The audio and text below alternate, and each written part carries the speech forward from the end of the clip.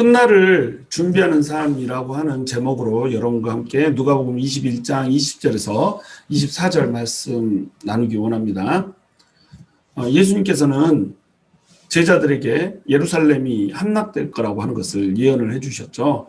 그리고 예루살렘이 함락될 거라고 하는 것을 예언함과 동시에 세상에 끝날이 올 거라고 하는 것을 명확하게 말씀을 해주셨어요. 세상의 끝날이 올 때에 어떤 일들이 일어나고 어떤 징조들이 있을 것인가 라고 하는 것들을 얘기를 해줬죠. 그래서 예루살렘이 함락되고 망하는 이것은 1차적으로 예언이 성취되었으며 동시에 예루살렘이 함락되고 또 몰락하는 이 장면들을 통해서 세상 끝날이 어떻게 될 것이라고 하는 것을 얘기를 해주는 겁니다. 그래서 예루살렘의 함락이라고 하는 예언과 예수님이 세상 끝날에 오셔서 이 땅을 심판하실 거라고 하는 그 예언이 오묘하게 맞물려서 예언이 베풀어지고 있음을 볼 수가 있어요. 의도적으로 예수님께서는 두 심판을 구별하지 않고 이것을 믹싱시킴으로 인해서 예루살렘이 파괴되는 모습, 예루살렘이 함락되고 멸망되는 그 모습을 세상 끝날의 모습으로 그려내고 있는 겁니다. 그리고 그때에 구원이 있을 것이고 예수님께서 재림하셔서 모든 예수 믿는 사람들을 건져낼 것이다 라고 하는 것을 보여주고 있는 거죠. 그러나 예수님 안에 속해 있지 않은 사람들은 전부 다 멸망하게 될 것이라고 하는 것, 이것을 예수님께서는 명확히 예언 속에 녹여서 말씀을 해주고 계셨던 겁니다. 그래서 이제 20절 보시면 너희가 예루살렘이 군대들에게 에워싸이는 것을 보거든 그 멸망이 가까운 줄을 알라. 그때 유대에 있는 자들은 산으로 도망갈 것이며 성내에 있는 자들은 나갈 것이며 촌에 있는 자들은 그리로 들어가지 말지어다. 예수님께서 구체적으로 말씀을 해주세요. 너희가 예루살렘이 군대들에게 에워싸이는 것을 보거든 이렇게 말씀하셨잖아요. 이때 이 시대를 살아가고 있던 사람들 중에서는 예루살렘이 군대들에게 에워싸이는 것을 진짜로 보게 되는 일이 벌어지는 겁니다. 그러면 이 예루살렘이 멸망이 가까운 줄을 알라고 하는 거죠. 예루살렘이 군대들에 의해서 에워싸이는 것이 뭐예요? 멸망의 징조라는 거예요. 이제 곧 망한다. 그러니까 이때는 유대에 있는 사람들은 산으로 도망가라는 거예요. 산으로 도망가야 산다는 거죠. 거기서 예루살렘에 남아있으면 어떻겠어요? 죽는다는 거죠. 그리고 성내에 있는 자들은 나가라고 그래요. 예루살렘에 있는 사람들은 전부 예루살렘을 벗어나서 도망가라고 그러는 거예요. 예루살렘이 망할 것이기 때문에. 유대인들은 예루살렘에 성전이 있기 때문에 예루살렘은 절대 망하지 않을 거라고 믿었어요. 하나님의 성전이 있는데 어떻게 망하냐 이렇게 얘기한 거죠. 그런데 사실은 예루살렘이 이미 한번 망한 적이 있잖아요. 바벨론에 의해서 완전히 초토화되고 멸망됐던 그런 흔적이 있단 말이에요. 바벨론에 의해서 성전이 완전히 멸망된 다음에 돌아와서 성전 건축을 했죠. 그리고 수십 년 후에 성전은 다시 건축이 되었던 경험들을 가지고 있어요. 솔로몬 성전이 무너졌고 그 솔로몬 성전이 완전히 무너진 자리에 초라한 스룹바벨 성전을 세웠으며 스룹바벨 성전을 증축한 것이 헤롯 성전이란 말이죠. 그러면 헤롯 성전의 그 화려함을 보면서 화려함에 도취될 것이 아니라 이 성전은 초라한 스룹바벨 성전을 증축한 것이지 라고 생각을 해야 된다는 거죠. 그 이전에 솔로몬 성전이 있었는데 이 솔로몬 성전은 백성들이 하나님을 떠나서 살 때 몰락했었지 라고 하는 것을 기억하면서 살았어야 했다는 겁니다. 그런데 이들은 그들에게 보여지는 금으로 도금된 성전과 화려하게 치장된 그 성전의 모습에 취해서 예루살렘은 멸망하지 않을 것이다. 성전이 있기 때문에 예루살렘이 망할 이유가 없다라고 생각하면서 그렇게 지냈던 겁니다. 촌에 있는 자들은 그리로 들어가지 말지어다. 예루살렘이 멸망하기 때문에 촌에 있던 사람들이 예루살렘으로 들어가서 그 멸망에 휩쓸리지 말라는 예언을 예수님께서 해주고 계시는 거죠. 22절 이 날들은 기록된 모든 것을 이루는 징벌의 날이니라. 구약 성경에서도 다니엘서 같은 경우에는 멸망에 가증한 것이 서게 될 것이라고 하는 것을 예언을 해놨어요. 이미 예루살렘 성전이 몰락될 것이 기록되어 있고 또 심판의 날이 올 것이라고 하는 것, 이것이 두렵고 떨리는 날이 올 것이라고 하는 것이 구약 성경에 이미 예언이 되어 있다는 겁니다. 그리고 또한 예수님께서도 예언을 해주시고 계시죠. 그러니까 기록된 모든 것을 이루는 징벌의 날이라는 거예요. 심판의 날이라는 겁니다. 심판의 날은 반드시 온다는 거예요. 이 세상은 끝날이 정해져 있다는 겁니다. 마찬가지로 예루살렘도 끝날이 정해져 있는 거예요. 그래서 예루살렘은 세상 끝날에 대한 샘플 같은 거죠. 영원할 것 같고 절대 망할 것 같지 않지만 언젠가는 이 끝날이 온다는 겁니다. 이 세상도 영원할 것 같고 계속 진행될 것 같지만 언젠가는 끝날이 온다는 거예요. 23절 그날에는 아이 뵌 자들과 젖먹이는 자들에게 화가 있으리니 이는 땅의 큰 환난과 이 백성에게 진노가 있겠음이로다. 이 심판날이 오면 예루살렘으로부터 도망가야 되는데 아이를 뵙거나 젖먹이는 자가 있으면 어떻게 아이를 뵌 채로 빨리 도망갈 수가 있겠어요? 어떻게 젖먹이는 아이를 안고 빨리 도망갈 수가 있겠어요? 그러니까 화를 입게 될 거라는 거예요. 아이를 뵌 자들과 젖먹이는 자들은 복을 받았다는 축복의 상징이었거든요. 아이를 베지 못하는 배가 저주받은 배고 젖먹이는 자가 없는 아이를 낳지 못하는 사람들이 저주받은 그런 자들이라고 여겨졌었는데 이제는 이게 역전이 되고 있는 겁니다. 아이 뵌 자들과 젖먹인 자들이 오히려 도망을 가지 못해서 죽임을 당하게 되는 그리고 포로로 잡히게 되는 이런 일들이 벌어지게 될 거라는 거예요. 이는 땅의 큰 환난과 이 백성에게 진노가 있겠음이로다. 하나님께서 이 백성을 진노하여서 벌하실 거라는 거예요. 하나님께서는 이스라엘 백성을 선택하여서 하나님의 백성이 되게 하셨단 말이죠. 근데 하나님의 백성이 된 이 이스라엘 백성들이 하나님을 버리고 자기 멋대로 살아요. 공의를 버리고 탐욕과 정욕에 찌들어서 종교적으로 도덕적으로 완전히 타락하여서 살고 있는 겁니다. 거룩하다라고 폼잡는 바리새인들도 그 속은 회칠한 무덤처럼 겉은 번지런하나 속은 완벽하게 썩어서 탐욕에 쪄들어서 이렇게 살고 있었고 대제사장들과 사두개인들은 대놓고 하나님을 부정하는 현실주의자들이 돼가지고 이렇게 살아가고 있었던 거예요. 그러니까 하나님께서 이 백성들에게 진노할 수밖에 없었다는 거죠. 그리고 이 진노는 지속적으로 선포가 되었던 겁니다. 하나님의 진노가 임할 것이다. 회개하고 돌이켜라. 하나님의 나라가 임박하였다. 회개하고 돌이켜라. 세례 요한을 통해서 메시지를 이미 줬고 하나님의 아들이신 예수님이 직접 오셔서 회개하고 돌이켜라. 회개에 합당한 열매를 맺어라. 지속적으로 말씀을 해주셨다는 거죠. 그런데 그들은 이 말을 듣지 않고 예수님을 오히려 이단시하며 예수님을 믿는 사람들을 오히려 핍박하는 이런 자들로 살고 있었던 겁니다. 그러니까 이 땅에 큰 환난과 진노가 있을 수밖에 없죠. 특별히 예수님이 십자가에 못 박혀 돌아가실 때에 빌라도가 이 사람은 죄가 없다. 이 사람의 피를 감당할 수 없다. 그랬더니 빌라도에게 유대인들이 뭐라고 얘기해요? 그의 피를 우리에게 돌리소서. 우리 자손대까지 대대로 돌리소서. 이렇게 얘기를 했다는 겁니다. 겁 없이 이런 얘기를 막 해댔던 거예요. 하나님의 아들의 피를 흘리면서 이 피에 대해서 자신들이 피값을 감당할 테니까 이 사람을 죽여라. 무고한 사람을 이 우리 하나님의 아들이신 예수님을 죽이면서 그 무고한 피값을 자기가 받겠다라고 자기 입으로 얘기를 해버린 거예요. 그것도 자기들만 벌을 받겠다라고 얘기를 한 것이 아니라 그 피값을 자손들까지 다 받겠다 이거죠. 이들은 그렇게 얘기했던 이유가 뭐겠어요? 예루살렘의 끝날이 올 거라고 하는 생각을 전혀 하지 못한 겁니다. 그들은 정치적 메시아를 기다리면서 그들의 메시아가 오면 오히려 이 세상을 정복하고 차지할 거라고 믿었던 거예요. 그러니까 그런 헛된 소리를 하다가 하나님의 진노를 자기들 입으로 불러들이고 말았던 겁니다.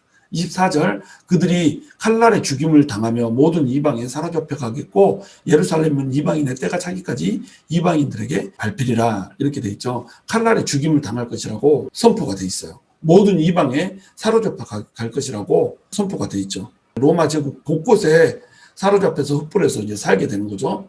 그리고 예루살렘은 이방인의 때가 차기까지 이방인들에게 짓밟히면서 이렇게 될 수밖에 없는 상황을 얘기를 해주고 있는 겁니다.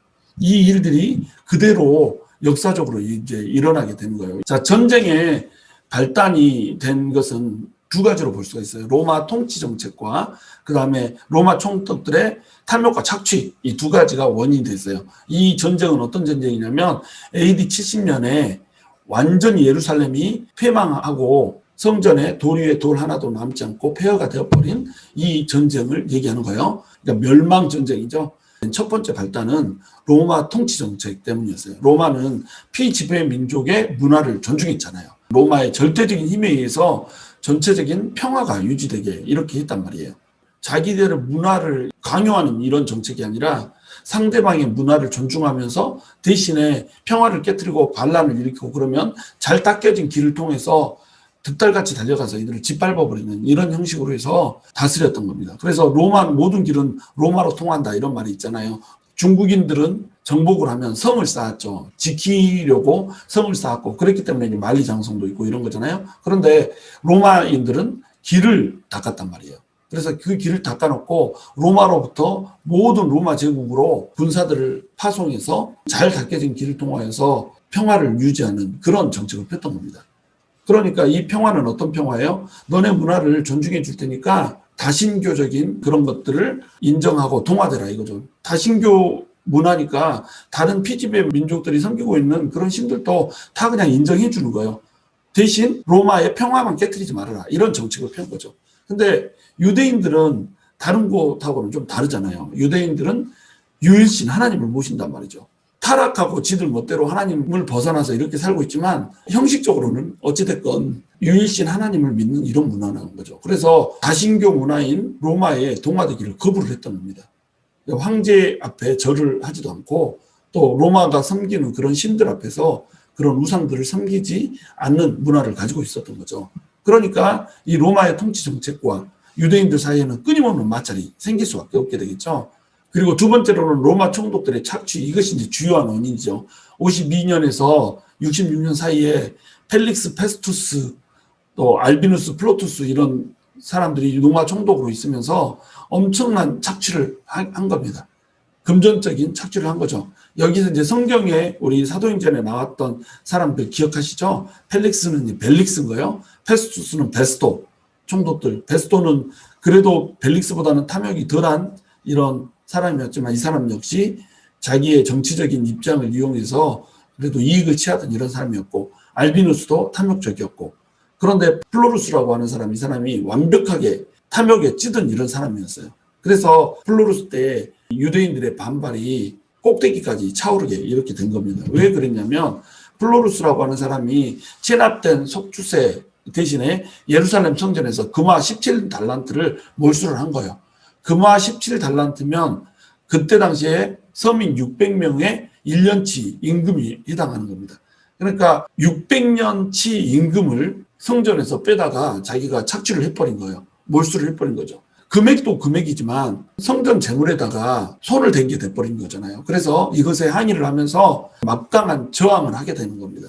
저항하니까 플로루스가 가만히 있겠어요? 그래서 이 플로루스가 시리아 총독 캐스티우스 갈루스한테 이제 요청을 하겠죠. 그래서 총독이 유대 반란군을 탄압하기 위해서 내려오게 되는 거예요. 그래서 일개 군단을 이끌고 또 그때 당시에 헤롯 왕 아그리파 2세에 의한 지원군하고 힘을 합해서 유대 반란군하고 전쟁을 하게 되는 겁니다. 근데 유대 반란군들이 아주 이제 결사적으로 항전을 했기 때문에 일시적으로 승리를 해버린 거예요. 그래서 로마군 보병 5,300명과 기병 480기를 완전하게 몰살을 시켜버립니다. 아주 혁신적인 승리를 불러일으켰죠. 그랬더니 이 유대인들은 어떤 생각을 하겠어요? 아, 하나님께서 이 전쟁에 함께 하신다. 이 전쟁은 성전이다. 이렇게 생각을 하고 더 이제 사기가 올라간 거예요. 네로가 이 전쟁에서 로마군들이 몰살을 당했다. 이 소식을 들으니까 참을 수 있겠어요? 그때 당시 황제였던 네로가 베스파시우스라고 하는 사람을 총사령관으로 세워가지고 유대에다 이제 파견을 하는 겁니다. 그래서 세계 군단을 이끌고 내려오는 거죠. 이때 이제 유대인의 총지휘관이 누구였냐면 요세푸스라고 하는 사람이었어요. 그래서 요세푸스가 갈릴리에서 7개월 동안 강력하게 저항을 하게 되는 겁니다. 근데 이때 유대군 사망자가 4만 명이 났고 포로가 1200명이 잡혀가면서 요세푸스가 이제 항복하고 패하게 되는 이런 일들이 벌어지게 되는 거죠.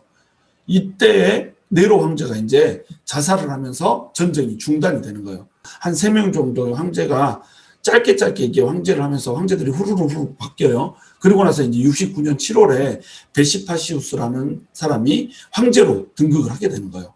그래서 다시 전쟁이 이제 재개가 되는 겁니다. 반란을 로마 군들은 용납을 하지 못했거든요. 그래야지 팍스 로마나 로마의 힘에 의해서 평화가 유지될 수 있기 때문에 그래요.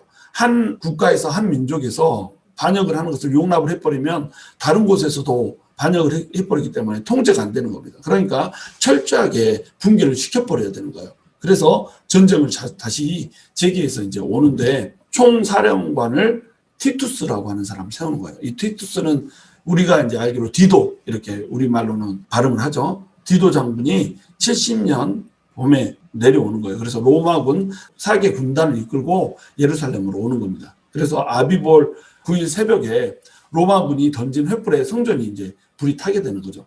이 성전이 불이 타는 모습을 보면서 안타까워하는 두 부류의 사람이 있었어요. 유대인들과 바로 로마인들이었죠. 유대인들은 왜 안타까워했겠어요? 아, 성전이 불이 탄다. 하나님의 성전이 불이 탄다. 이래갖고 안타까워했죠. 그래서 그 불길로 불을 끄기 위해서 유대인들이 막 뛰어들기 시작한 거예요. 그런데 로마인들도 마찬가지로 이것을 안타까워했죠. 왜? 거기에는 금이 있잖아요. 금이 불에 녹아서 없어질 것 같으니까 안타까워했죠. 그래서 불길 속으로 로마인들도 뛰어드는 거예요. 그래서 불길 속으로 뛰어드는 유대인들을 불길 속에서 학살하고 살육하는 로마 군대가 그림으로 연상할 수 있는 상황이 펼쳐지는 거죠. 그리고 나서 금들이 다 녹아가지고 돌 사이로 스며들었기 때문에 그 돌들을 전부 다 제껴내고 금들을 수집을 하느라고 돌 위에 돌 하나도 남게 되지 않는 그런 일들이 벌어지게 된 겁니다. 그래서 예수님께서 예언하셨던 이 성전이 아름답다라고 얘기하느냐, 돌 위에 돌 하나도 남지 않고 멸망할 것이다 라고 하는 그 예언이 문자 그대로 이루어지는 것을 우리가 볼 수 있단 말이에요. 로마인 역사가 타키투스라고 하는 사람은 이때의 참극에 대해서 사망자와 포로가 모두 6만 명이었다 이렇게 기록을 하고 있어요. 그런데 요세푸스에 의하면 사망자가 11만 명이라고 얘기하는 겁니다. 11만 명이 한 전쟁에서 사망을 해버린 거예요. 얼마나 많은 사람이 죽었어요.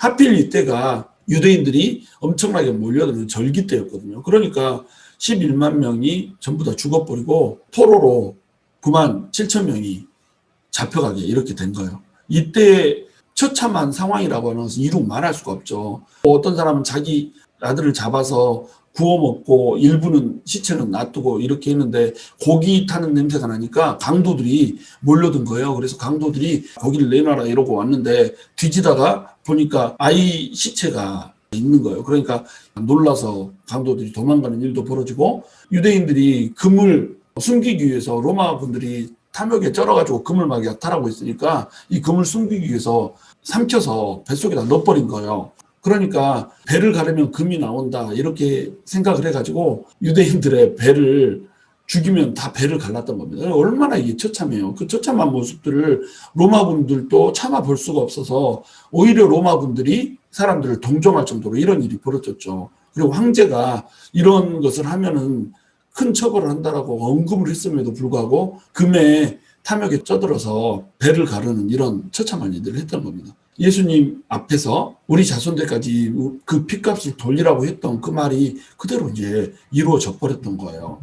이러면서 이제 현실주의자들이 해체가 돼버리는 겁니다. 그래서 대제사장 제도가 완전히 폐지가 돼버렸죠. 유대인에 대해서 반대했던 정책이 허물어져 버린 겁니다. 로마에서는 모든 것을 포용하는 정책이었단 말이죠. 그래서 대제사장 제도로 놔뒀고 사내들인 공의를 놔둬서 자기들 스스로 자기들 전통을 지키는 그런 것들을 허락을 했단 말이에요. 그리고 자기들 전통에 입각하여서 자기들의 법에 입각하여서 일부는 다스릴 수 있도록 이렇게 허락을 해줬단 말이죠. 근데 이들이 반란을 했으니까 사내들인 공의가 완전히 해산이 돼버린 거죠. 그리고 사두개인들도 몰락을 해버린 거죠. 자, 그러면 대제사장들과 사두개인들은 어떤 사람들이었어요? 친로마 정책을 펼쳤던 사람들이었어요. 로마에 빌붙어서 현실에 타협을 하고 이렇게 살았던 사람들인 겁니다. 그러니까 이들은 영원한 세계도 없고 또 천사도 없고 부활도 없고 이렇게 믿었던 거예요. 그러니까 이 세상이 전부였죠. 돈이 다였던 거예요. 이 세상에서 갖는 힘이 다였던 거예요. 그런데 이들에게 권력이 주어져 있었고 이 권력을 가지고 마음대로 휘두르면서 이렇게 살았던 거예요. 그런데 결국 이들은 어떻게 되죠? 몰락하게 되는 거예요. 노아의 홍수 때에 세상을 향해서 가고 하나님을 잃어버린 채 세상 것들을 탐욕하면서 세상에만 집중하고 땅의 것들에만 집중했던 사람들이 전부 다 물에 빠져서 죽어버리잖아요. 이것과 똑같이 이 현실들을 바라보면서 로마의 손을 잡으면 살 수 있을 거라고 생각했고 또 힘을 차지하면 살아남을 수 있을 거라고 생각했고 돈을 추구하면 살아남을 수 있을 거라고 생각했는데 이 모든 것들이 그냥 한순간에 녹아내려버린 겁니다. 이들은 다 몰락했어요. 반면에 그리스도인들은 이 전쟁에 불참했죠. 예수님의 예언을 믿은 겁니다. 이 예루살렘은 몰락할 거라고 하는 것을 그리스도인들은 다 알고 있어요. 그들은 예수님께서 말씀하신 대로 천상의 예루살렘을 그리면서 이렇게 살아갔던 거예요. 그래서 예루살렘이 포위되는 것을 보면서 예루살렘에 있던 예루살렘 교회의 성도들이 전부 다 예루살렘을 빠져나가 버린 거예요. 그러니까 예수님께서 예언해 주신 그 예언을 믿었던 사람들, 예수님의 말씀을 믿었던 사람들, 이 사람들은 어떻게 됐다는 거예요? 전부 다 피신을 해서 살아남았다는 겁니다. 그리고 이 피신한 사람들에 의해서 로마 제국 곳곳에 하나님의 복음이 전파되게 이런 일들이 벌어졌다는 거예요. 이때 이제 예루살렘 성전은 완전히 무너졌고, 지금 이제 예루살렘에 무슬림의 메카가 있다라고 그러잖아요. 그래서 예루살렘을 놓고 서로 전쟁을 하고 막 서로 차지하려고 이렇게 하잖아요. 예수님이 승천했듯이 그들의 종교 창시자인 마호메트도 여기에서 승천을 했다라고 그들이 믿는 거예요. 그러니까 승천한 곳이 예루살렘인 겁니다. 마호메트가 승천한 곳이 예루살렘이라고 믿는 거예요. 그래서 자기들의 성지인 거예요. 이 성지를 놓고 예루살렘을 중심으로 이제 전쟁이 펼쳐지고 있는 것이 현대의 이제 그림인 거죠. 이것 때문에 이제 십자군 전쟁도 일어났었고, 물론 나중에 전쟁의 본질이 일그러져 버리지만, 하여간 최초의 동기는 이것 때문에 전쟁도 나오고 막 이렇게 된 거죠. 이러면서 유대인들이 굉장히 이제 많은 학살을 당하게 되고 짓밟히게 되고 이런 일들이 벌어지게 되는 것을 우리가 발견을 하게 됩니다. 자, 여러분, 이것들을 통해서 우리는 뭘 발견하게 됩니까? 결국 이 땅을 딛고 살아가는 사람들은 다 멸망하게 된다는 거예요. 이 땅이 영원할 거라고 생각하고 예루살렘이 영원할 거라고 생각해서 현실주의적으로 현실과 타협하면서 이 땅의 것들만 추구하면서 이렇게 살아가는 사람들은 전부 몰락하게 된다는 겁니다. 그런데 하나님의 말씀을 붙드는 사람들은 살아남는다는 것이요. 이것이 예루살렘 성전이 회파되고 예루살렘이 몰락하게 될 거라고 하는 것을 예언한 예수님의 예언이 문자 그대로 이루어진 사건이에요. 그러면서 이 사건은 뭘 얘기한다고요? 장차 이 땅에서 이루어질 세상 끝날에 대한 그림을 주는 거예요. 예수님의 예언은 이중적인 예언인 겁니다. 1차적으로 예언이 성취되고 다시 이 1차적인 예언에 그려진 그 그림대로 그 모습 그대로 종국적인 예언이 이루어진다는 겁니다. 그때 예루살렘 성전이 불타듯이 온 세상이 불길에 휩싸이게 될 거예요. 온 세상이 하나님께서 불로 심판하시겠다고 말씀하셨기 때문에 이 불심판의 아래에서 형체도 없이 다 녹아지고 사라지게 될 거예요. 그때에 하나님의 말씀을 붙들었던 사람들은 살게 될 거라는 겁니다. 그때에 하나님의 말씀대로 하나님의 뜻대로 세상 끝날을 준비하면서 살았던 사람들은 살아남게 될 거고 구원받게 될 거라는 거예요. 자, 여러분, 우리는 세상 끝날에 대해서 얼마나 준비하며 살아갑니까? 우리는 세상 것에 가치를 두고 살아갑니까? 아니면 영원할 것, 결코 사라지지 아니할 것, 이런 것들을 바라보며 살아갑니까? 여러분, 우리가 진정으로 이 세상 것에 취해서 살아가면 안 돼요. 이 세상 것에 취해서 살아가면 하나님을 섬긴다고 하면서도 사실은 마음은 하나님에서 멀어졌던 대제사장들과 사내들인 공회와 사두개인들과 다를 바가 없는 거예요. 우리는 진정한 신앙을 갖춰야 되는 겁니다. 순수한 신앙, 순결한 신앙을 갖춰야 되는 거예요. 예수님 앞에서 예수님 한 분만을 바라보고 천상의 것들, 영원한 것들만을 바라보면서 이 땅에 썩어질 것들을 썩지 않을 하나님의 영광을 위해서 투자하며 살아가는 이러한 사람들이 되어야 된다는 거예요. 여러분, 세상 끝날은 이제 멀지 않았습니다. 지금 현재 우리는 세상의 마지막 때를 살아가고 있고 이제 종말의 때가 올 거예요. 이 종말의 때에 우리는 하나님의 준엄한 심판대 위에 서게 될 거예요. 어떻게 우리에게 주어진 재능과 재물과 시간으로 하나님을 섬겼는지에 대한 질문을 우리는 받게 될 것이고 우리 입술로 우리가 행했던 모든 일들을 자백하는 일들이 벌어지게 될 겁니다. 그날에 우리는 어떠한 모습으로 우리 스스로에 대해서 말을 하면서 서 있게 될까요? 저와 여러분이 이 땅에 살아가는 순간적인 삶이 아니라 이 세상에 오게 될 끝날을 준비하면서 영원한 삶을 기대하게 되는 그러한 성도들이 될 수 있기를 주님의 이름으로 축원합니다.